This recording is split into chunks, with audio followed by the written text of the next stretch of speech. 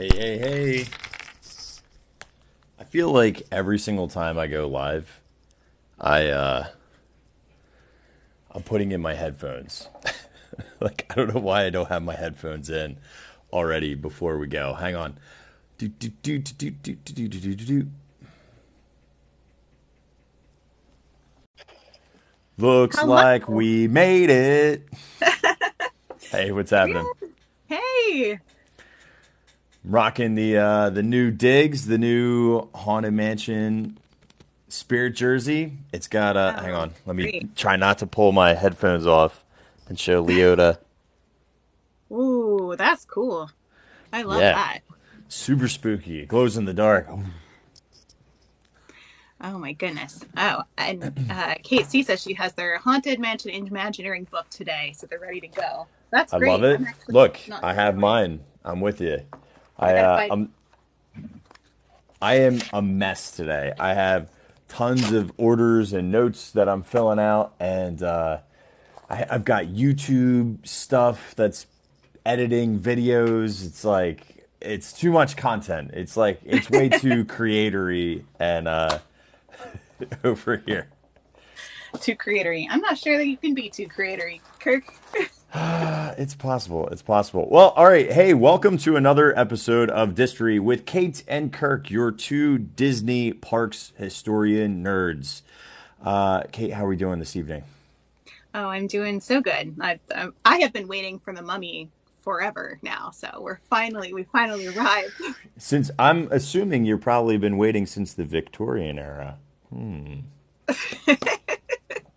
Well, we should probably unwrap this story relatively soon. If we, the truth is, we've gotten all the way through the singing busts. We just finished off with the Duchess and the Coachman, and we are moving on now throughout the graveyard. Do we want to? We always ask this because I always feel like you uncover things through the course of conversation. Do we need to travel back in time? Or in the Haunted Mansion, where can we progress from here?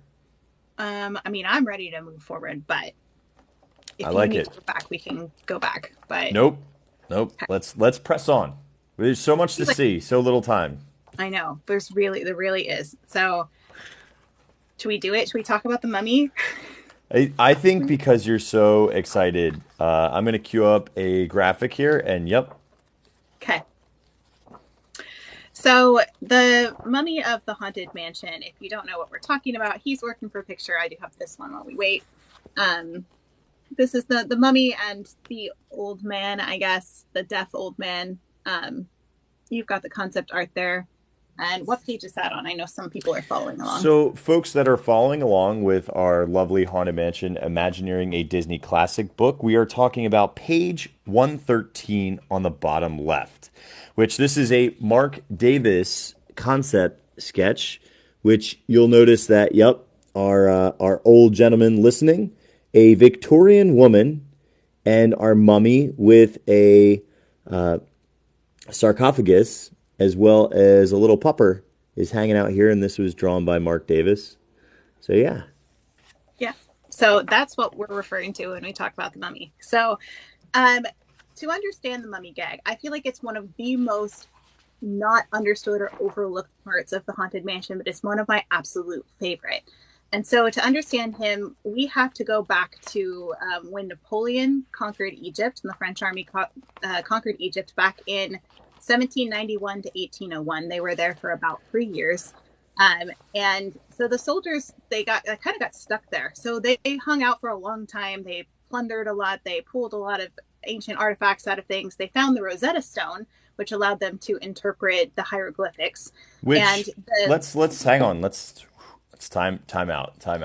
So a lot of things happen here, right, through this conquesting, and it creates a lot of excitement, and particularly that Rosetta Stone piece that glossed through rather quickly.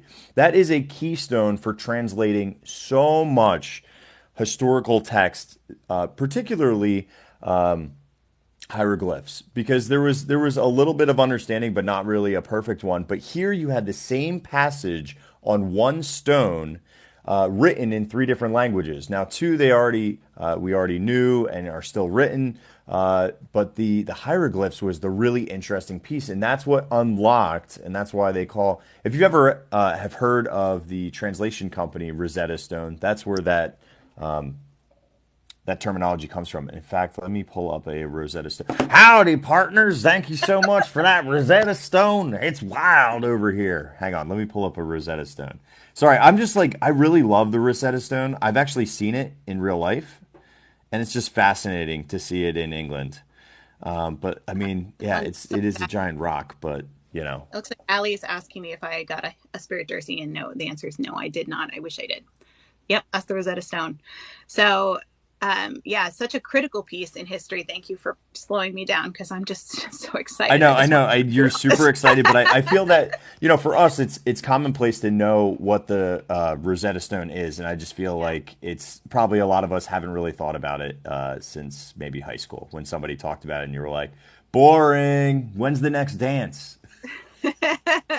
I'm on that like pre-Disney trip high right now too. So I'm just like, you are definitely feeling like you're coming down pretty soon because you definitely are very, very excited. yes. So it's I don't know. It's what's so cool, what's so cool about Disney, I think, because you got to remember, like we're so obsessed with it and we enjoy it. Every trip, every time you get to experience it, no matter how many times, there's always something to uncover or there's always something changing.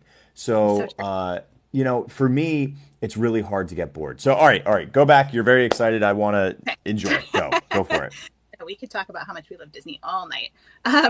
So, all right. So they found the Rosetta Stone. They found a whole bunch of different treasures and artifacts. And so the soldiers, when they finally left Egypt and they went back home, they brought a whole bunch of those things with them. And a lot of the treasures started to make their way around the world.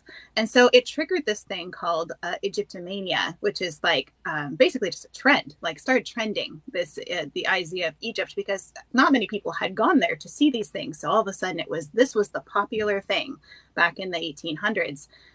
Was seeing all these Egyptian artifacts and themed things. And so they started to make architecture and art and literature all based on these things, including like Edgar Allan Poe wrote Some Words with a Mummy, which alludes to if we had talked about this through the entire Haunted Mansion, how a lot of classical literature and operas influence the themes in the Haunted Mansion. And this is yet another one, Some Words with a Mummy. I'll get more into that in a minute, but back to the Egyptomania part. So I want to show just another thing that get translated because a lot of people still were sewing machines. This is a mechanical one, but it just gives you you know what? Hang on, where is one that was like pedal powered? This is actually where I don't know if you guys have ever seen this in like some certain types of. Hang on, let me see if I can zoom. Enhance. That way it doesn't degrade the video by me just shoving it closer.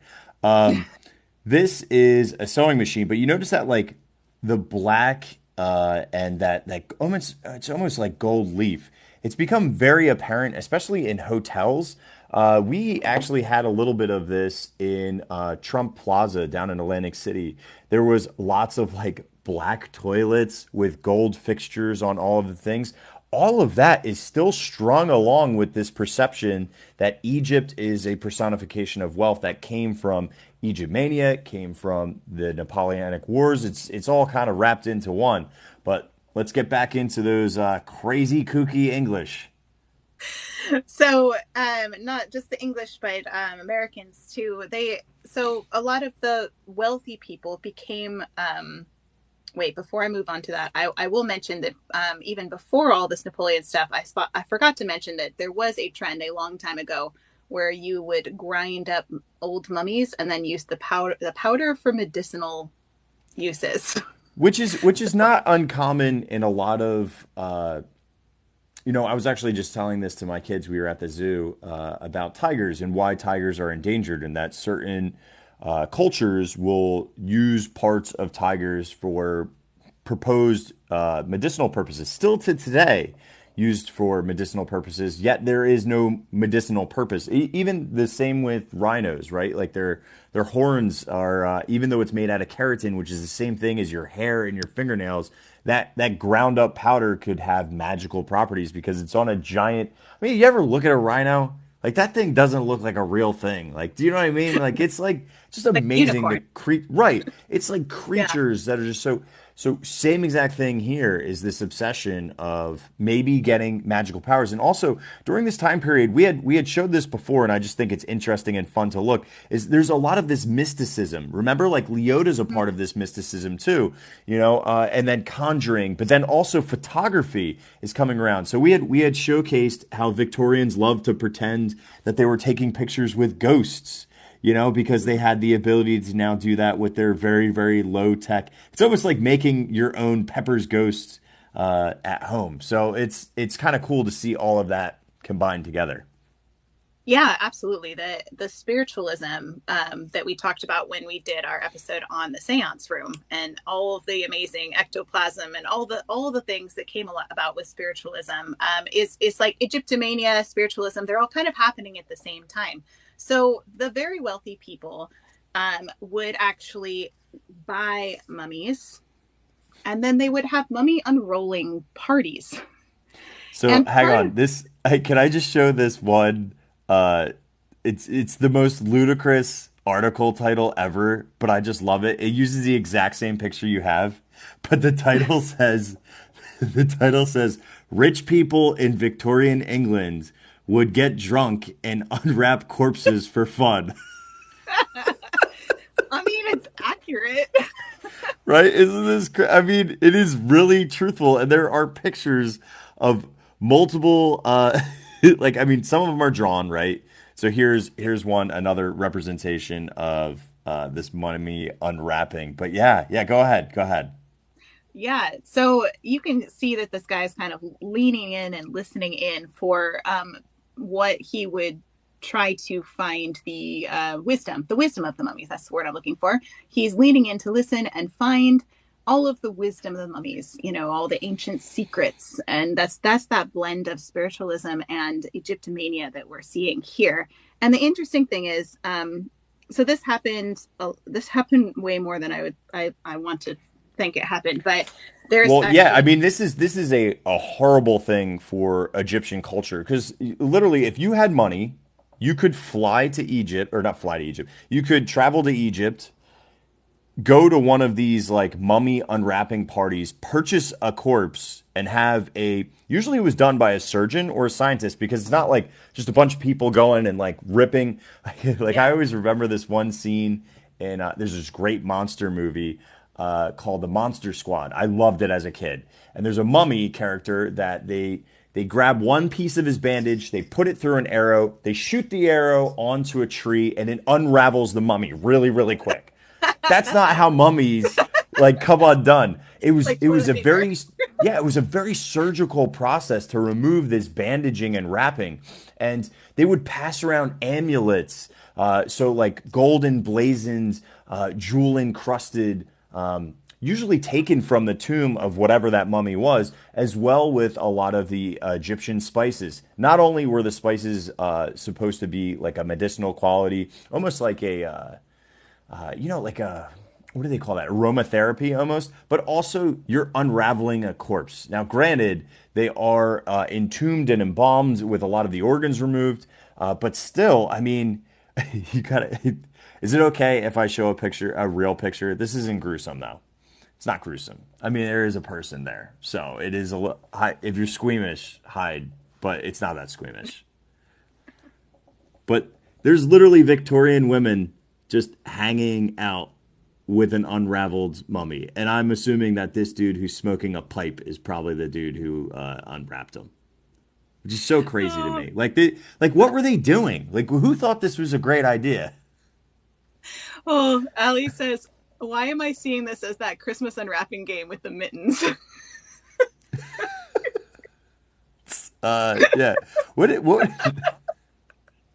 This is a different version of what's the elephant? What is it? White elephant? White elephant. This is The big, like, bandaged mummy. saran wrap ball.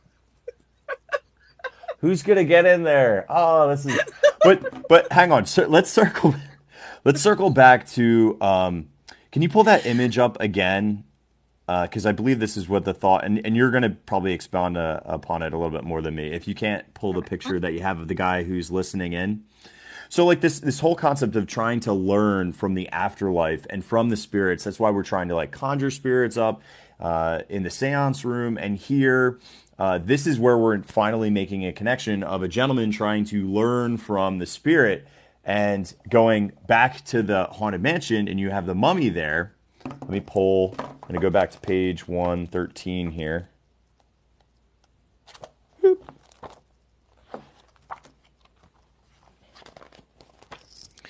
We're going to go back to the Mark Davis one because I just like having the Victorian picture or the Victorian woman there because she's a representation of these Victorian parties. There's our mummy. And then this gentleman is really a representation of the gentleman in the fez who's leaning over to listen to hear. That's why he's not really deaf.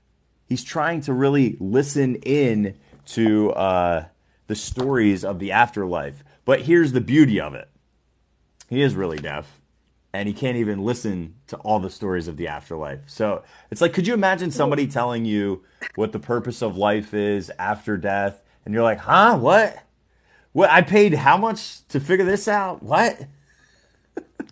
He's deaf, and the mummy has wrappings over his mouth, so he can't. He's muffled, so he's like. Oh, this is like a little bit of like we. You know what though? We don't have another. We have no see no evil though, right? We have a speak no evil and we have a hear no evil, but we don't have a see no evil in there. I never thought about that because it would have been awesome if the Victorian woman was blind. That would have like really, that would have really wrapped it up for me. All right, let me pull these ghosts up so we can see what Kate they look says like she again. loves the mummy's cup of tea. I do too. Toast to the mummy's cup of tea. So, which let's you know, that tea is also significant because he could be drinking a cup of coffee, right? But he's not, and it's really the reflection of, once again, pulling back to Parliament and royalty, and specifically for England. And you know, just for fun, I always kind of think of this. You know, if it wasn't for the taxation on tea, Americans would have never drank coffee. Like we would have drank tea. Yeah. Like if the Boston Tea Party never happened, you know, we just would have never made it. And it's true. hard to see when you're on ride, but I love the sarcophagus in the background. Yes, let's talk about that sarcophagus because the sarcophagus was always kind of there, but here's the blueprints with the mummy. This is, I think, what it ended up being in the end. So here's the sarcophagus down there. You can see it says old man and mummy is what it says. And then there's crypts. They labeled the number all the crypts. There's the pop-up ghosts. And there's the dog. But in earlier versions of the blueprints, there's something that we don't have in the Haunted Mansion anymore. And this is going to be backwards for you guys. But on this side, it's that little square is obelisk.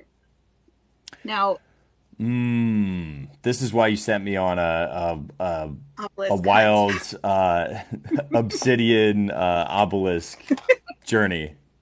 For those that don't know, we are theme park historians, but we're also explorers and adventurers too.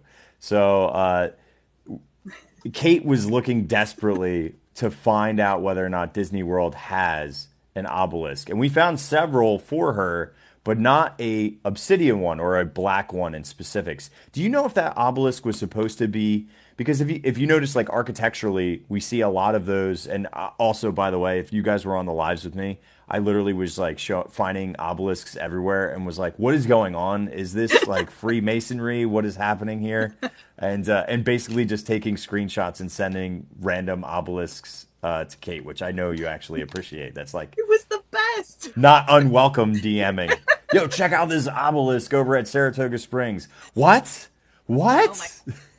well, because you did that, I was able to do so much more research into it. But I will say that the obelisk that was supposed to go back there did end up in the Haunted Mansion. This is the picture that I took. It's in Disneyland. You can see it's just a shadow. It's really hard to see. It's the Yeah, shadow that's down. it's right, exactly. Yep. But I have a better picture of it with somebody else who took a flash. I don't take flash on there if I can avoid it. This is what it looks like. This is the actual obelisk. And so that's why I sent Kirk on a hunt, because I've been to Disneyland recently, but have not been to Disney World till next week. So I was like, hey, do you have one of these in your Haunted Mansion? And it looks like it's only in the Disneyland version that we have seen.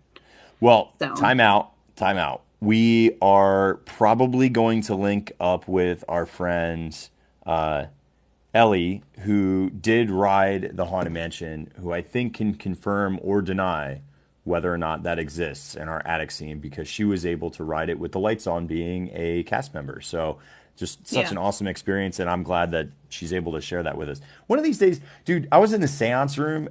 This is what I saw the other day, and I'm like, this is like really obnoxious. Like, it's funny to me that people do it. Like, I never would do that, but like all the time, people are always putting their lights on. I know. I feel like that's so rude. If it's an accident and you accidentally turn it on, that's one thing. You No, these immediately people are recording. Like, they're recording like just home movies. Like, nobody's gonna watch this. It's not for content. It's not for anything. It's just straight up like, wait. Oh, this is so cool. Whoa, whoa. What is that? Like a ball? That's exactly so what I saw. Although, painfully one of accurate. these, all right, ready? I do need to have a Disney opinion, though.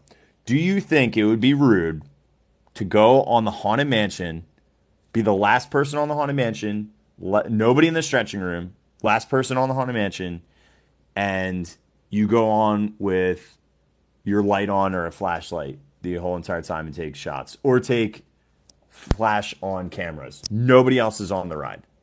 Yeah, as long as nobody else was there, and like the people, if there is anybody with you, they're people and you ask them like, "Are you cool if I do this?" Like, I think it's let's fine. let's say it's just you. It's just Yeah, you, you. and you Yeah, get on, not and you ruining were it. the last person to enter on for like 30 minutes. Because I Yeah, would totally be like, yeah. No, I'd do it. That's the only time I would do it.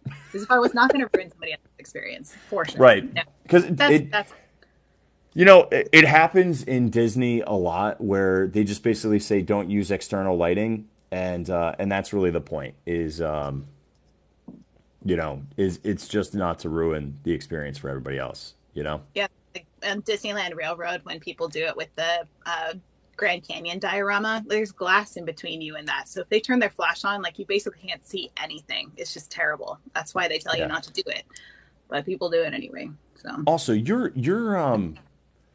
Haunted Mansion and the scene with the mummy looks so much better, and I mean everything is better and brighter in terms of ghosts in your Haunted Mansion versus ours. Dude, I was watching Eat Sleep the other day, and they were on, and your attic scene with the piano player on the shadow is so so good. How long has so that good. been there for? That got added when the attic got renovated. I want to say in the 90s, mid 90s. I'd have to look up the exact date, but It is so well done. It's just so incredibly well done as an effect. yeah, I agree. I love the attic, and we talked about this lighting on the Haunted Mansion. How a lot of it is lit differently in Disneyland, especially the graveyard has a combination of UV light and incandescent light, whereas the one in Disney World only has UV light, and that's why Disneyland's is so much brighter. Yeah, I mean, just from the previous picture you saw, which was Disney World, this is Disneyland, and I know, or this is Disneyland. It's just so much brighter. You can see like the sarcophagus, you can see it in its entirety. Where ours, it's like, forget it. Also, the this crest in the back is also Egyptian. I don't know. Oh man, this is terrible. I took Egyptology in college too for one class with this great professor. But that's also symbolic. I'll try to look at it while you talk about something. Do you I'm see going to talk this? about Like, more about the obelisk because we're not Oh, done. also, okay, cool. You can talk about obelisk. I'm gonna try to find more out about this winged section real quick because I feel like I know a couple words I can type in and try to find it. All right, go obelisk talk. Okay, obelisk talk. So, a lot of the obelisks, there was a lot that showed up in America at that time, partly because of Egyptomania. Also, not only in the US, but also in the UK, there was something called Cleopatra's Needles. There was one that went to London, and there's one that went to Central Park. And they look, this is the one in London, I believe. This one is from 1450 BC, and it's from Egypt. And the story of how they got it to London is actually a pretty fascinating one. Some people actually passed away because they put it on a giant boat and floated it to London up the Thames. So, very fascinating story about that. But the other one is in Central Park. It looks like this. This was a gift, basically from I can't remember the name of the dude, but the guy in Egypt gifted these to both the U.S. and to England. So those were called Cleopatra's Needles. We also saw what was the time period on that? Those were installed in 1877. So, interestingly enough, that was not the only one that was installed in the U.S. in 1877, because we also have the one that's in Saratoga Springs, which is the one that you saw in the resort this week. And I said, well, it's this monument, which was celebrating a victory over the British. So I was Well, like, we also have, and now granted, this is not. You got me on an obelisk tangent here. yeah, We also have another famous one, maybe this guy, which yeah. So that's where I was going next. This is the Washington Monument, right? I don't know what that was. Don't worry about that thing.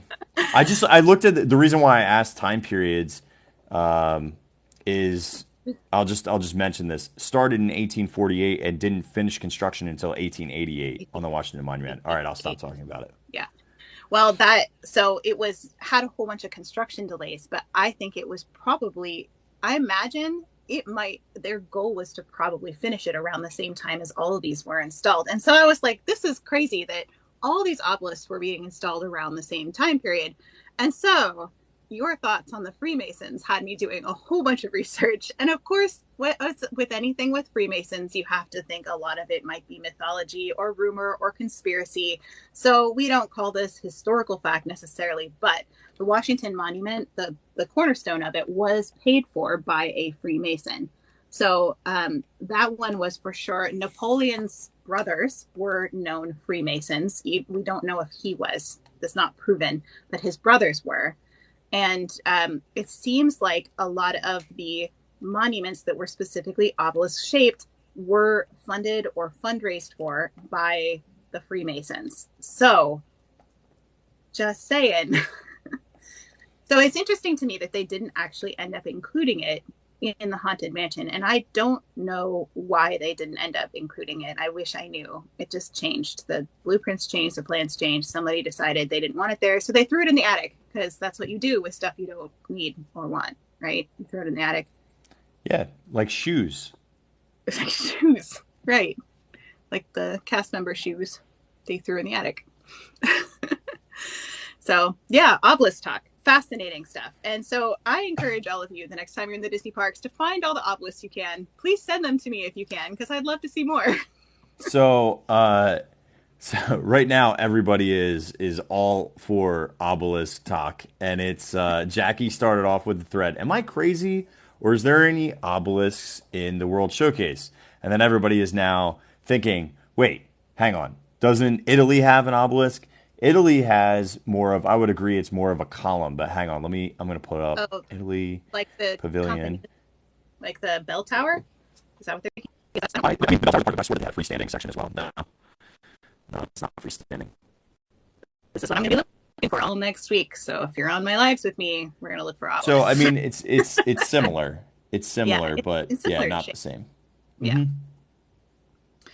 Yeah. So I think that there's even more than we probably noticed, because who really pays attention to obelisks? But I think it's also connected to the Egyptomania and all of that time period in history when it was a revival in architecture. So it wasn't necessarily, related to Freemasons or all these things. It could just be people really loved Egypt back then. So, you know, as much as I would love to connect everything to Freemasons because I love the movie National Treasure, I don't know. So Speaking of which, did you see that they have a new show coming out? no, but I'm excited. I love Yeah, that movie. they have a new series. I forget what the subtitle is, but yeah, it's a whole National Treasure series. Okay, so I did find. I originally thought it was a scarab in the center. It's not a scarab.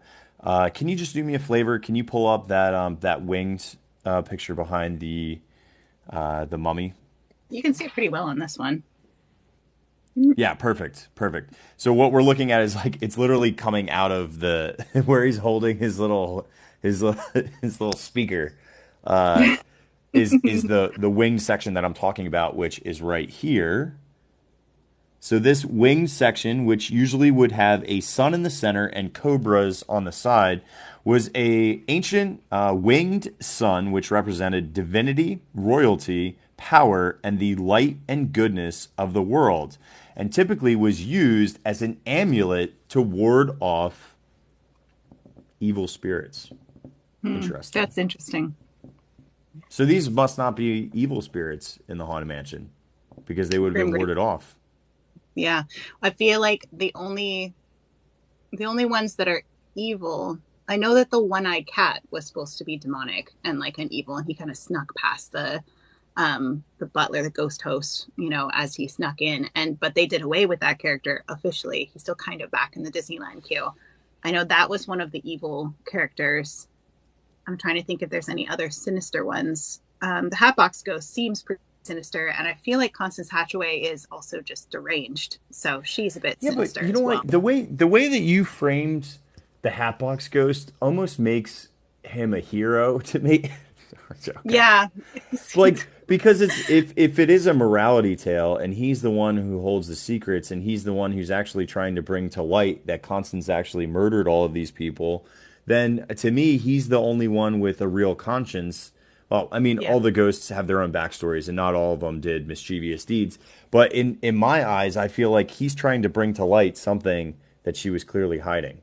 Yeah, I would agree with that. I think that probably the most sinister character is Constance Hatchaway in the whole that we still have in the Haunted Mansion, and she doesn't seem to regret what she did. So no, she's smiling and laughing and saying, I did in sickness and in wealth. You're like two hands or one hand. I believe she's doing this because it's probably supposed to be like a, you know what I mean? Well, sometimes she does too. It depends. She alternates. I think Disneyland, she only does one or two. She only has one way of doing it in Disneyland. In Disney World, she alternates. So, yeah. But yeah, anyway, sinister characters. Although I have to say that the Mickey Bar Wispy Ghost, I feel like that dude's scary. Like, I don't know. I think out of all of them, it's probably let me think, scariest ghosts in the Haunted Mansion.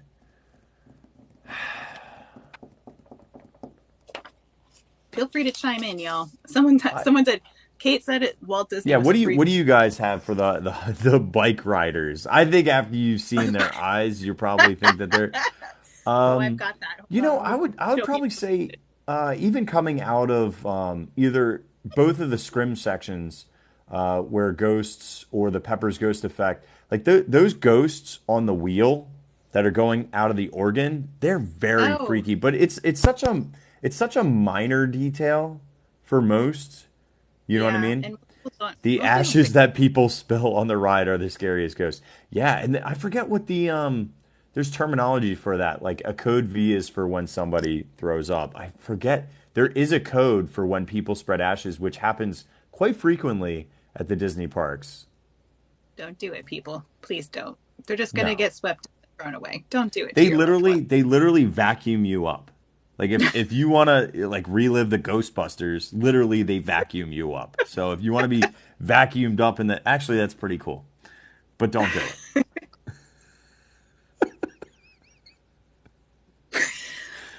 Anyway, so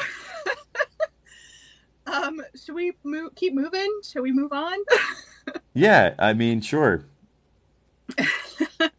I'm trying to um, look for a picture of my because where are we headed to next? Are we headed to Wispy Ghost? yes. I I didn't write down a whole bunch about Wispy Ghost. So I don't know. I have just one or two things.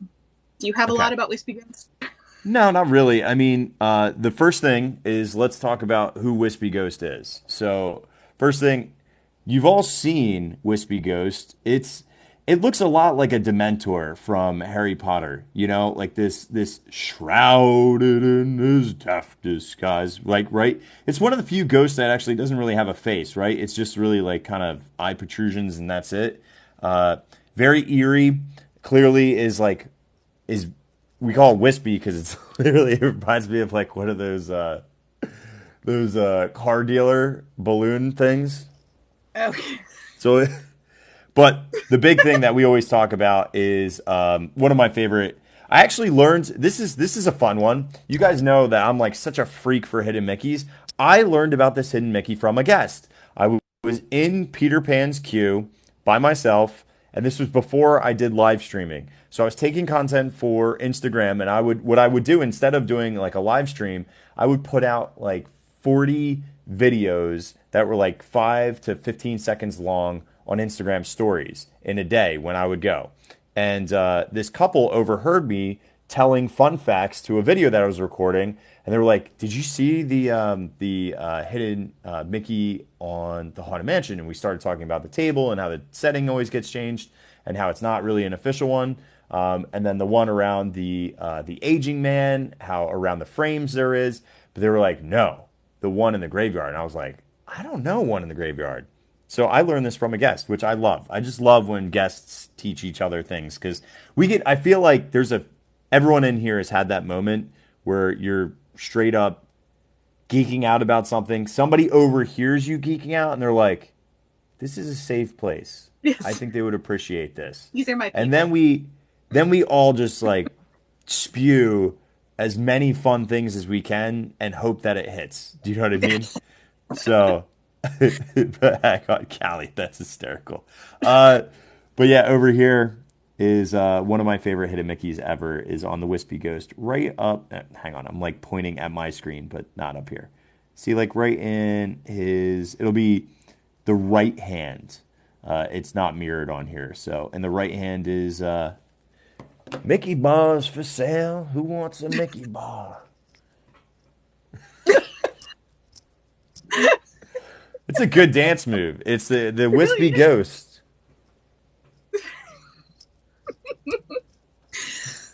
Oh my gosh, we have to do that when But yeah, we're it's a good in one. It's this one of my area. favorite ones, and it's hard to get on camera too because it's Yeah. so dark. It's so dark in there. I think I've recorded it maybe once or twice, and I think I actually have a video on this phone because I've been posting a bunch of like I just posted a video on the ectoplasm and how it gets brighter throughout the day. It's so different in the beginning of the day and then at night. Like if I rope drop Haunted Mansion, it's barely noticeable, and then if you're there like after fireworks, it is so bright. It's amazing. Hmm. Yeah, Yeah, you got it's to. it's really you go by so fast too. It's like you just kind of get like the idea of a ghost, and then you're on to the next thing. So it's really hard to Hmm. catch. But the so what I have for the Wispy Ghost is I actually rewatched Fantasia recently, and they have so many of these wispy spirits that rise, which obviously we have in the Haunted Mansion as well for the ones just kind of are on a projection that are going to the ceiling. But I think the inspiration clearly comes from Fantasia for that Yeah. the shrouded ghost.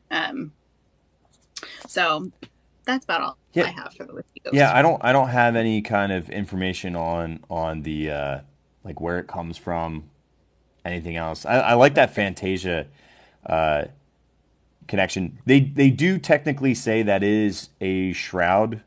So that is, you know, they actually call it the shroud hovers besides another phantom within an open crypt near the opera singer ghosts. Well, there is one.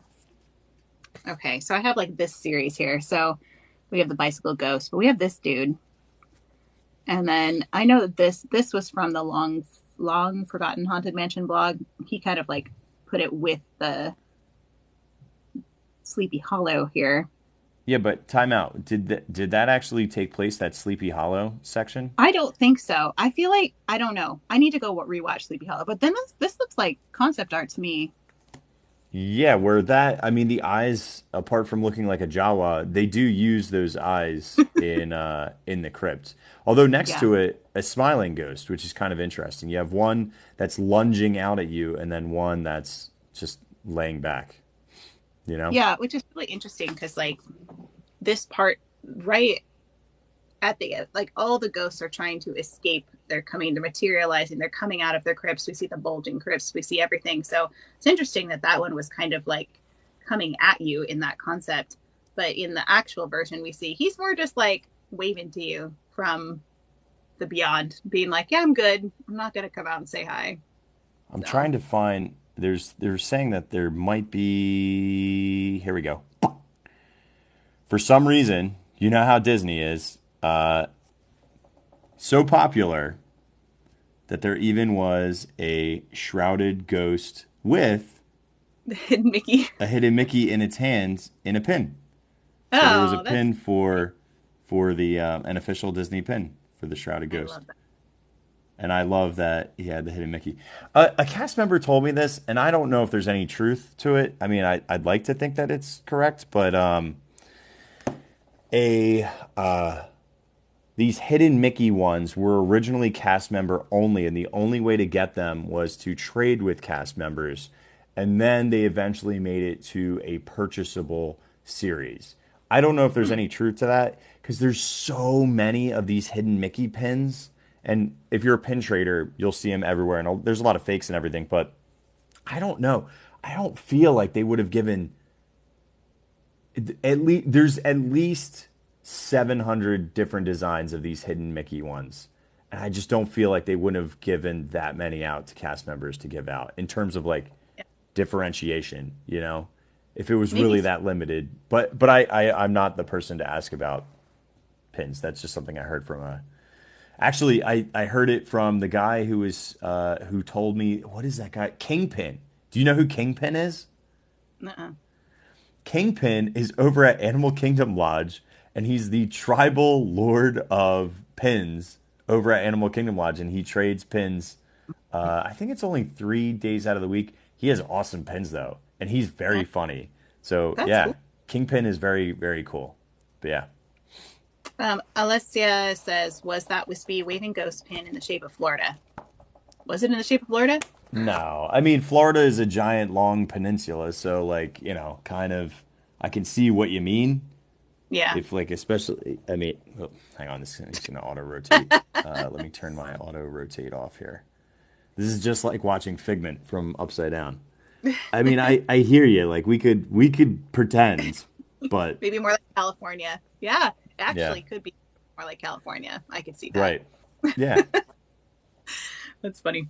Hmm. So that's all I've got on the wispy ghost. You got anything else on the Nope, shrouded nope. wispy Trying to ghost? sell us Mickey bars. If you never thought that you're being sold when you're in a Disney park, Yeah. So, are we moving on to the opera singers? Is that who's next? yeah, the opera singers are next. I think we probably have to stop before we do Executioner Night Prisoner. I think we Yeah. probably can just get through the opera singers next. Is that cool? Yeah, I think that the night's going to be a whole discussion like the mummy. So, Yeah, yeah. yeah. Tonight's not the night. What a beautiful night. All right, let me pull up these. Let me stop singing and pull up a picture of the opera singers. Okay. So, the opera singers, the woman is Luli Jean Norman, who sings it. She sang the opening of the Star Trek series. I've got some concept art here so you can see it next to it. Um, some people call her Harriet, which is, if you remember, there's a tombstone that says First Lady of the Opera, our haunting Harriet. But that tombstone is actually for Harriet Burns, who was the first woman hired in Imagineering. So she worked on Sleeping Beauty Castle, New Orleans Square, the Haunted Mansion, Storybook Land. She designed all the Tiki Room birds, so she was an important figure in Disney Imagineering. But so Harriet is what they call him, and it's also a pun, not a one that's in good taste for these particular times we live in, but it, the phrase "it's not over till the fat lady sings." That would be why the fat lady is at the end of the ride. Now, I don't particularly like the verbiage, but that's what it was. That's the phrase. So that's the woman. Do you have more about her specifically before we move on to the dude, Kirk?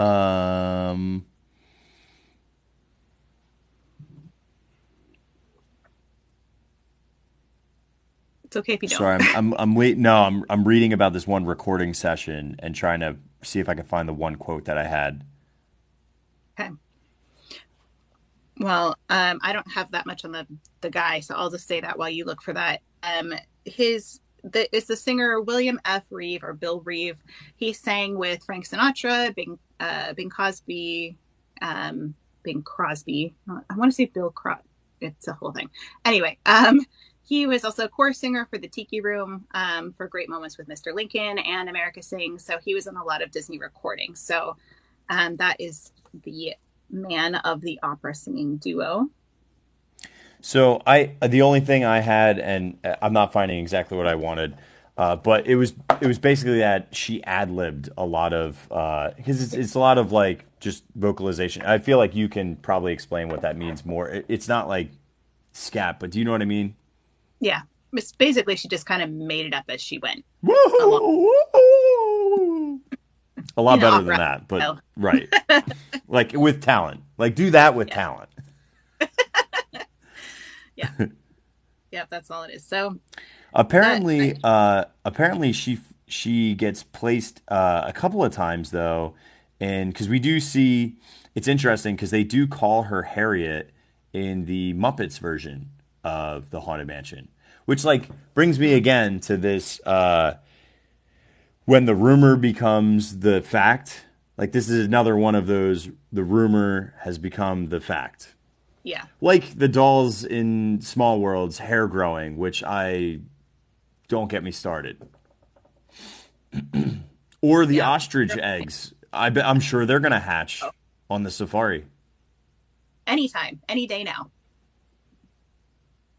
Okay. Yeah. So Harriet, I mean, I feel like it's now accepted enough in Disney culture to call her Harriet, but everybody's yelling at me for the hair thing because I won't let it go. Got to be more like Elsa. I get it. There's some things we can't let go until justice is done. So just saying. Okay. So here's a quote from Buddy Baker. I finally found one. Hang on.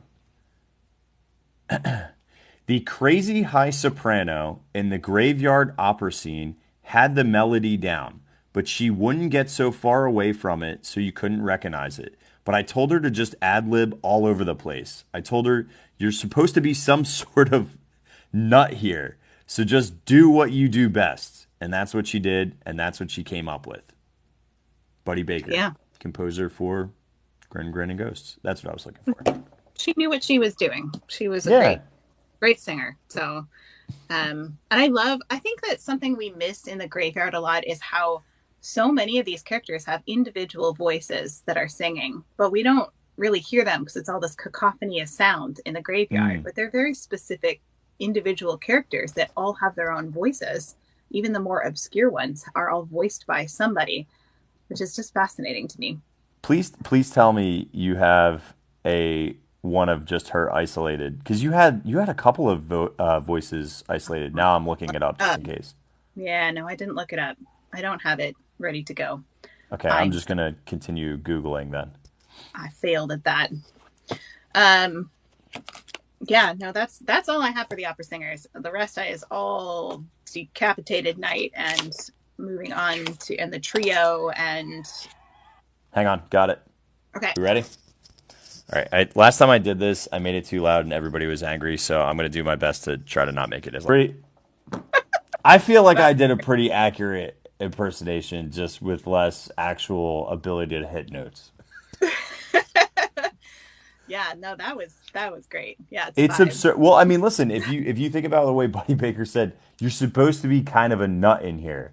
That Yeah, seemed very nutty, and she yeah. she nailed it, right? This is what Kirk listens to go to sleep. To sleep.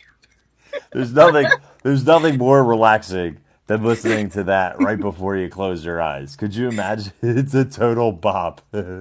She's no American Idol winner.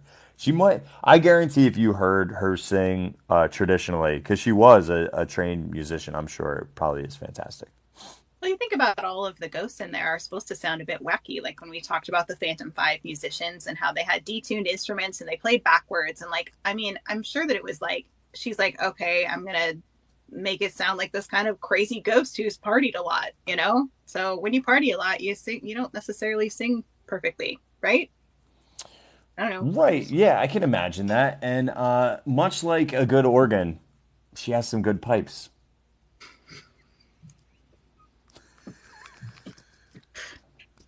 Okay. They do have pipes, don't they? Don't they? And like They vocalization, do. come on. I It's was like, trying to but figure what? out where you're going with that. I was like, is it like the organ in the haunted mansion Oh, pipes? it's a Like joke. Yes, it's the organ in the haunted mansion. everybody's throwing shade Okay. here. Listen, everybody on my side is laughing and having a good time. So even if you aren't, we all are over here. Spook says you're done. You're done. It wouldn't be the first or the last time that I tell terrible jokes. So get used to it. Goodness. Well, I have so much. I'm actually glad that we're stopping here because I have ridiculous amounts of interesting things about the decapitated knight and beyond. And now that I have it all prepped, when I am really tired trying to adjust my body back to organ time, I won't have to think about it as much. Yeah, well, So, it's super exciting. For those that don't know or recognize, Kate will be flying all the way from the West Coast down here to the East Coast into what we call the Shrouded Ghost State, and we'll be hanging out on Monday in the Magic Kingdom and doing the Keys of the Kingdom tour. So, Alicia, if you're in here, I saw you earlier somewhere. yeah. So, Alicia, thank you so much. I'm going to be straight and honest with you. I've done zero research on the tour because I want to totally be surprised. I'm like that kind of guy Yeah. that the less I know, movies, I don't like to see a single trailer. Like, I just don't want to know. Like, I want to go in. I already have all the questions in my head of things that I would ask. So I'm very, very excited. I think it's long. Do you know how many hours it is? I feel like we get a good. I'm so stoked for that. 5 hours is like an It's like, incredible, incredible amount of time to be doing this. We also don't know in terms of filming. What can we take? I do know my buddy Nate Paging Mr. Morrow has filmed during it. So I'm assuming there will just be locations and it's a blanket statement that you can't record and film. I know we cannot live stream. That is a certainty. But yeah. there may be some opportunities for locations that you can film. If not, then guess what? Real simply put, we will live stream before and we will live stream after. And if there is an opportunity to take content within the tour that's static, we will. Yeah, absolutely. The only thing I looked up was I was trying to figure out where they're going to take us for lunch because I was curious. I I couldn't think it's really get. Pecos Bill. I've heard Pecos Bill. Someone else said Tomorrowland, and I'm like, I don't know. So I'm like, well, I'll I've just be surprised. It's fine. I've seen two tours go to Pecos Bill. Yeah, maybe now. I think it makes sense with like Tortuga Tavern if you need to use overspill area in terms of seating, and I've also seen them blanket off one of the rooms. Like there's a room when as soon as you go into Pecos Bill on the right hand side from over by where Golden Oak is and Splash Mountain side, not like over towards Country Bear side. There is a little room that I've seen people wearing lanyards for Keys of the Kingdom, and they're like doing all food there. So I don't know. I don't know. It's usually Pecos. Nicole, have you gone on this, Nicole? I feel like you are a wealth of knowledge. What time slot did you guys decide on? I don't. We're really early. I just don't Yeah. remember how early. I didn't do the earliest because I knew Kirk had to drive in. So there was one that was even earlier than ours. And I was like, well, let's not do the What super was the earliest one? Just curious. late. It was 8:30. It was Oh, before park opening. And I was like, that means we have to get there even sooner than that. So I was like, well, let's, and I have to adjust to that time zone too. So I'm going to be really tired. But Joanne asked, "What are we doing?" We're going to go on the Keys to the Kingdom tour in Magic Kingdom, and it's a 5-hour behind-the-scenes tour, includes lunch, and we're doing that on Monday. We get to do it together because Alessia gave us tours, blessed us with tours. So thank you for that. yes. Thank you So, so much, Alicia. I really appreciate it. Oh, Nicole is going in November and researched a ton. So apparently they're going to give us a menu and we order from wherever the location is. I'm, I will I'm not be up at 3 a.m. I do not need to get up that early. I usually, for park days, just for reference, and here's the deal. I don't have to get up that early, but if I don't, I will miss rope drop because I get to the parks around 7 o'clock, which gives me one of the best parking spots at the TTC, the very first parking spots, like first row at Studios, first row at DAC. Like you get preferred parking for free if you just get there early and chill out. So definitely, I like leaving early, and Davenport on I-4 is so brutal coming from the Tampa side of things. You can get stuck there for like 45 minutes to an hour. So no, I like leaving early. I'm out of the house by like 5:30, and boom, bam, I'll be there before 7. So it's so much better. Lemuel's in here and goes, can confirm. Yeah. Well, dude, yeah, you've had times where like you're super close. And depending on I-4, you're either right there at 8:30 or you're there closer to 9. There's nothing you can do. But I know that we are super excited for this opportunity. Obviously, crazy, crazy Disney nerds that we are. There was a couple people in here that basically said your tour guide's going to have their handful. I think yeah, we also will know what level you can push a human before it's like, okay, can these.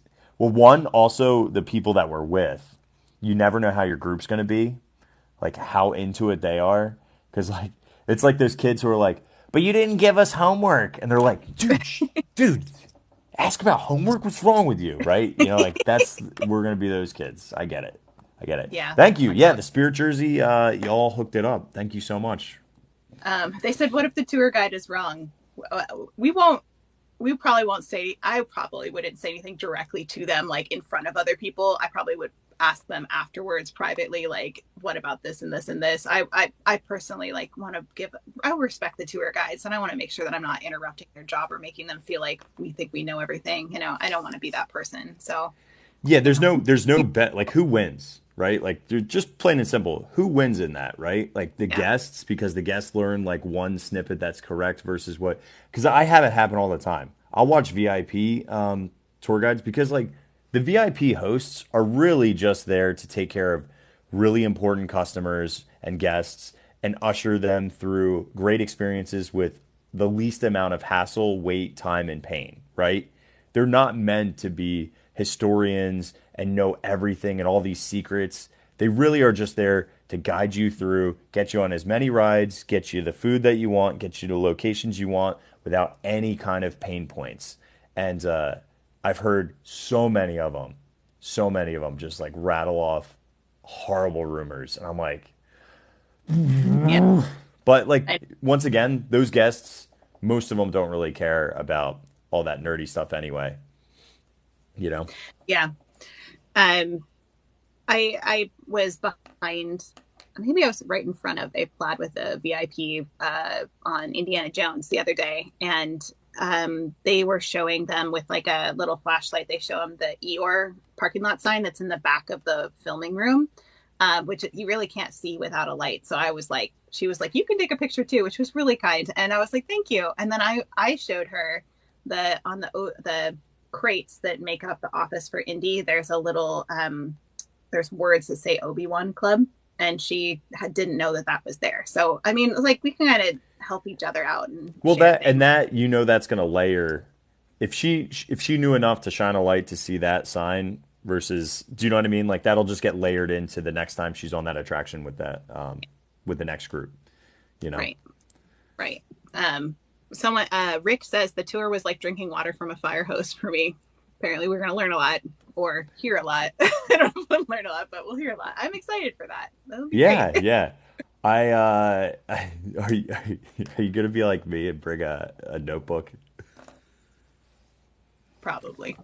Yeah, Or I'll take notes on totally. my phone, but I'll do something. Yeah, Yeah, there's for sure. definitely gonna be note taking, hands down, because there's no Uh, way. Like I just enjoy that so much. Someone's asking how long I'm going to be in Florida. I'm going to be there. I leave on the 14th, so I'll be there late on the 10th. Probably won't do any live streaming then because I'm just going to get in and get to my resort, which I'm not bunking with Kurt. Somebody asked if I was staying with you. I'm not. I'm staying at the resorts. Yeah, come and hang out at my house an hour and a half away from everything that you want to be at. Yeah. No, no thanks. I mean, thanks, but no thanks. And Yeah, no, actually, that's a big nope. no, and I probably will. I'm not sure I will live stream any of that day, which is my Carpe Diem day, right? So Yeah, after the so tour. I mean, normally we have a process for Carpe Diem days, but like it's just gonna be like whatever you want to do. Like you know the parks better than anybody, so it's Oh, it's I a have. little bit of a different deal. So honestly, I kind of just feel like your ideal Carpe Diem day would be to just do exactly what you want to do, and I feel like Keys to the Kingdom is such a unique added thing for your day that why not, right? Yeah, I have. So I made a list and I'll send it to you in advance. I'm not sure how much of it we'll be able to get to because we're already taking a 5 hour tour. So you can be like, Kate, this is not realistic because I always put way more in my day than I probably should. Well, So there's some yeah. It just depends. I feel yeah. I need to see it. I need to see it because I know that I just need to see it we because also the have way dining that rooms. you're gonna think and attack a day is gonna be different than other folks, but not in a negative thing. So it Yeah, just depends. So yeah. No, it's exciting. It's going to be a great day. And so I don't know if I will live stream on my Carpe Diem day. I think I just want to enjoy it. So Kirk hmm can do live stream. I'll be his little voice in the background and I'll probably just take a lot of content because that's what I have to do when I'm there because I don't live near the park. So I do a lot of filming, which is how I ended up with that wonderful TikTok that I made of all of your random clips And you were so recently. sweet because you were like, "I'm so sorry," like you weren't like upset by that. And I was like, "No, dude, not at all. It's ridiculous." Like, and the fact that like they montage. My favorite one, of course, is going to be rolling into Culpeper Klein's haunted mansion crypt, and it was like the 50 Shades of what was it like Rushing into stuff. smashing into stuff. Perfect. And then one part, I don't know what I was saying with getting punched in the face. I was like, "What was that?" Well, literally, my clip, that's all it was because that's all I captured because I wasn't capturing what you were saying. And so it's like, I literally have no idea what you were saying there. It's like if there was honestly a like it's so hard in a day to like take the best elements of a day. But, if we get bigger and all that stuff and we can get somebody who understands what we're doing to pull the best clips, like we've gotten decent as a group to just go, all right, we should definitely cut the stream and save that. Right. So like the World of Disney song that was ad hoc to a whole new world of Oh, that was Disney great. That was was gold. was a genuinely funny moment that was I was like I could never recreate that ever in my head. My dumb head just spewed it out. I felt like I blacked out during it and then just came back. It was just like It's what happening. happened? And everybody's like we have to save that. So like we've gotten better at that and just dumping the stream and then coming back. So the duel of fate's popcorn bucket lid was a good one too. I agree. Uh, Duke says, I think the lesson here is there's never a dull moment with Kirk, and that is 100% true. Also, Kirk's a machine. He like doesn't stop. Like I am like I need like water, food, like bathroom break. Like Kirk's just Yeah, goes. Like yeah, I'm like, how do you do this? Are you there not human? is yeah, everybody gets mad at me, but I just watched this clip of this one gentleman who I mean, like him, hate him, David Goggins, super super crazy runner, but also was in the military and to run a race for fallen soldiers, he was 285 pounds. He had 4 days notice, so was not in shape at all, and he ran 70 miles of this thing on one bottle of water, so a 16-ounce bottle of water, a Oh my box of gosh. saltine crackers, and just running shoes. He broke Whoa. both of his feet at mile 70. to be able to continue the race, he taped them up. He had to do 100 miles in 24 hours. He duct taped his feet so that they went numb, and then he kept on going. And then when he had, he didn't think he was going to finish. His wife was like, "You really need to stop. You're almost having kidney failure. You're not going to make it. You're not going to qualify for this race to run for your friends." And he goes, "Nope, I'm up. Let's go." And he ran 19 miles on broken feet on one bottle of water. So Whoa. when I tell you, like, what I do is easy in comparison to a lot of things, and everybody's like, "You got to get food." Like the other day with the Dark Ride Challenge, it was 12 hours and 59 minutes of just racing around the 4 parks because it's so hard now to be able to ride a lot of attractions. 23 dark rides in a day, super fun, and it was an awesome way to. And that video is going to premiere next week on YouTube on Tuesday. But man, what a blast! It was such a good experience. But everyone was screaming at me that whole time because I think I had a bag of Mamba candies, which are like fruit chews, and then No. I think I stopped 3 times for water. It was horrible. It was Well, my Carpe Diem day, we're going to build food into the have to. So we're going to eat. fair enough. It's going to be Yeah, great. that's the thing. Like everybody on Carpe Diem days for themselves always bake in food for me. Like that's just like, even though it's their food choice, it's like that. Then I have to eat it. You know? Yeah. Well, we already have lunch. We're already going to have lunch Yeah. because that's built in the tour, and then we have reservations at Skipper Canteen. So Mhm. for real, we're going to have 2 really good meals, and then just maybe a snack there in the middle, and call it a day. Would be good. Yep. And next week, I did have a question in here. Jackie asked our schedule. So I'll be streaming on Monday, and then I'm going back to New Jersey to see all my family. So I leave on Wednesday. So I'm only going to stream on Monday next week, but I'll have a bunch of YouTube videos lined up and everything so that we'll do a premiere on Tuesday, and in Rad Tea Party slot, I'll do a premiere that day as well. And then we'll put out TikTok content. And then I'm back. I think we fly back Tuesday the following week, so I won't be Monday. I'm going to do Wednesday, Friday the following week, and I'll put that in Discord. And if you're not joining the Discord, it's like the best way to like keep up to date on everything from anybody who streams in the parks that you guys know, love, hang out with. That's just link in the bio or walruscarp.com right at the top. Join Discord. Yeah, for me, I will probably be doing some live streaming since Kirk is not going to be there. So Tuesday, Wednesday are probably my days. I don't know if I will do it all day long because I do have to get some content for myself, but I was kind of thinking that we could talk about rocks. I have a little scavenger hunt, and it's things that are made of rocks or stone and their historical significance and why they're important in Disney history. So rock talk with Kate.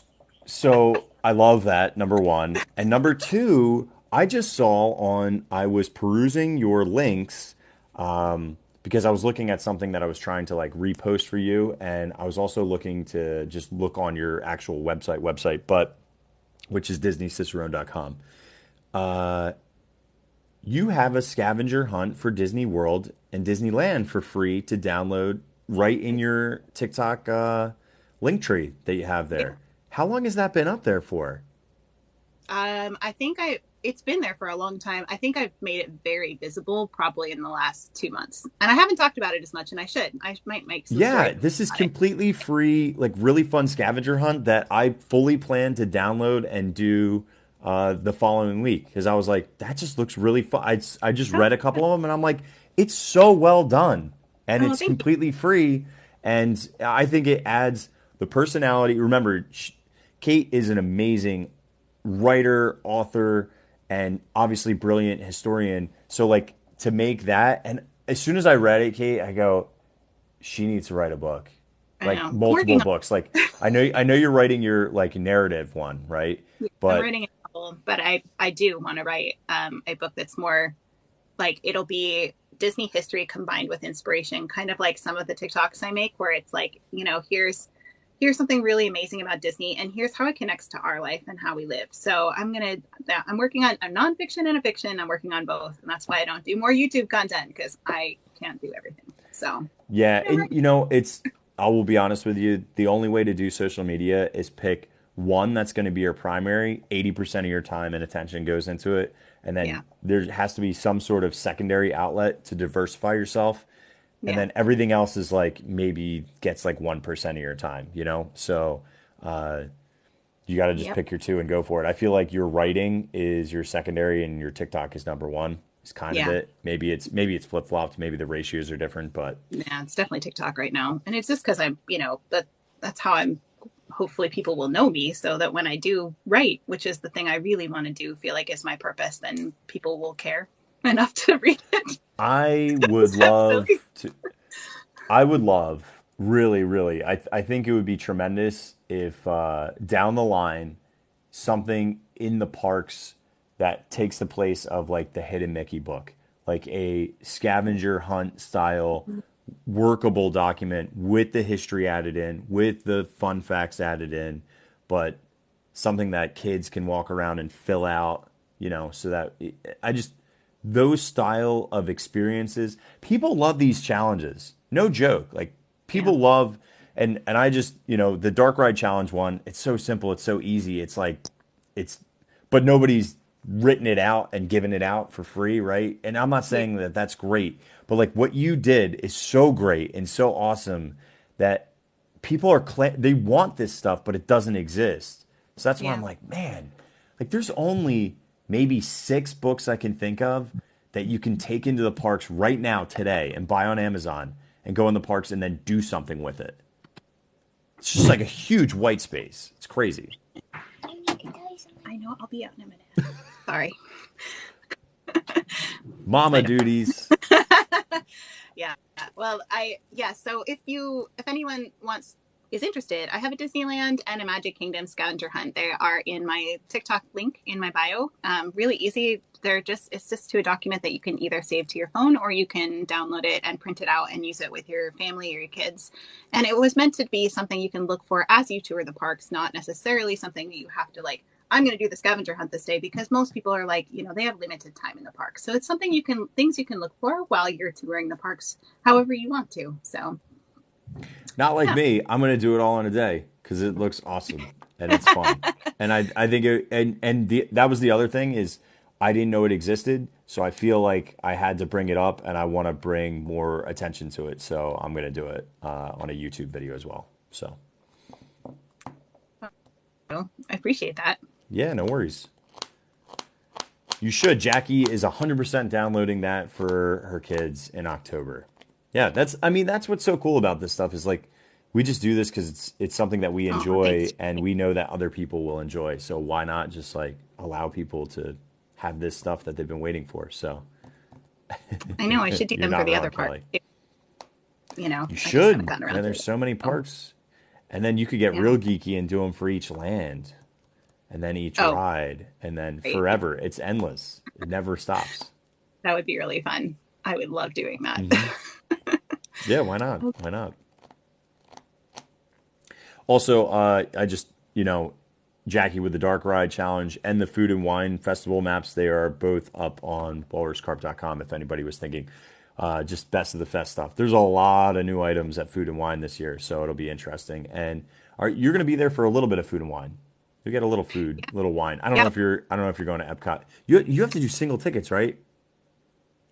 For me, Or are I you mean, AP I still? have an annual pass. Oh, you do? Okay, never mind. Yeah, my husband has to do single tickets, and he's coming Okay. with me in September. So, but I got him a park hopper, so I'm like, we'll hop around and see all the things. Funny story. So once we got our flight was canceled, and we ended up having to stay in Disney an extra day, and so Elliot, all he wanted to do was walk around and basically eat everything at Food and Wine, and that's what we did. And I got a little nervous because he just like literally like ordered everything, and I was like, this is so expensive. But he was so happy though. It brought him joy. That's all he wants to do is eat at Disney. He could care less about anything else. I'm I like the mean, opposite ride person. So yeah, it just depends on how you Disney, and I think yeah. there's no wrong way to experience it. I think that's why it's so approachable to so many people, and it's what brings you back for more and more because people consistently ask me, you live by the parks, you go every week, Do you get bored? And the answer is no, because if I ever felt like I was getting bored, that means I'm not getting creative enough, which means Yeah. that I need to be either reading more, I need to be asking more questions, and I need to be diving into more experiences that I've never had before. And then also there's everything is always evolving and changing. So it keeps you on your toes as well. But like I had never seen the Finding Nemo musical, and it was fantastic. It was so well done. Like I can't wait to take the girls. They're gonna love it. It's so Yeah. cute. I feel like there's still so many things I haven't done at Disney, and I've been there so many times. I was just thinking I've never been on the Astro Orbiter in Disney World. I've done the one at Disneyland, but I've not been the Is Disney that World. is that on the Carpe Diem for the I don't. fireworks? Are we gonna see the I mean, I fireworks don't. on Astro Orbiter? We could. I I do. know a Yeah. guy. Maybe that would be pretty amazing. That would be a new experience. But if it's like I've things that I love to do, that wouldn't be on the list. So depends. I'm good at timing it. Yeah. I've nailed it twice on the fireworks both times that I've needed it. And the reason why is not because I purposely, well, one time I was purposely trying to get onto the fireworks. There was one time where I was attempting to ride and do everything in Magic Kingdom. So every single show, every single ride had to do once, and it was the week of Thanksgiving. So I just wanted to see if it was doable with like all the craziness. And I used Genie Plus, but Astro Orbiter is not a part of Genie Plus. It has a horrible wait time, so it was either rope drop it or try to catch it at an off period. And I tried twice to ride it before the fireworks, and I just said, "All right, I got to This is like my second to last ride." The carousel had closed just before the fireworks. They were wetting down that section of Fantasyland as I was booking it to Astro Orbiter, and boom, baby, you're a firework as I'm pulling it up, just soaring. It's That I pretty remember majestic up that there. video. That was amazing. You were so happy. It was just contagious. I loved Yeah, it. It was yeah, so great. it was a core memory for me for sure. Well, I'm excited. I've got it. I'm trying to get all of my suitcases packed and all my airline check-in and get all the things and be there Yeah. soon. Okay. So Well, awesome. Send me over your list. I'm super stoked to check it out and yeah, see how to attack the day. But yeah, you guys have a great weekend, and it's like so close. Like you have no time. Like you I got to know. get off this. You got to go pack, and I you got to do. get on a plane soon. Like it's like literally in a day. I know I have to drive to Portland too to fly out of there, which is a bummer. But there's like Mm. literally no flights in or out of Eugene because of all of the athletes in the world are descending on Eugene soon. So I'm flying out of Portland. So Portland though is a pretty easy airport. I always oh, it's enjoyed beautiful. flying. Yeah, It's it's a good gorgeous. airport. Yeah, Hmm. there's amazing food and drinks if you're into that, and there's live music in every terminal, and it's just gorgeous. So I don't mind it. It's just a drive. So It's a haul. Yeah. it's all. Yep. All right, kiddos. I have nothing else. Surprisingly, I have nothing to say. For once.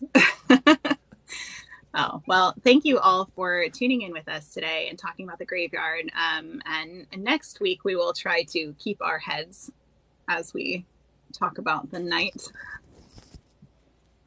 I can't do that. I won't do that.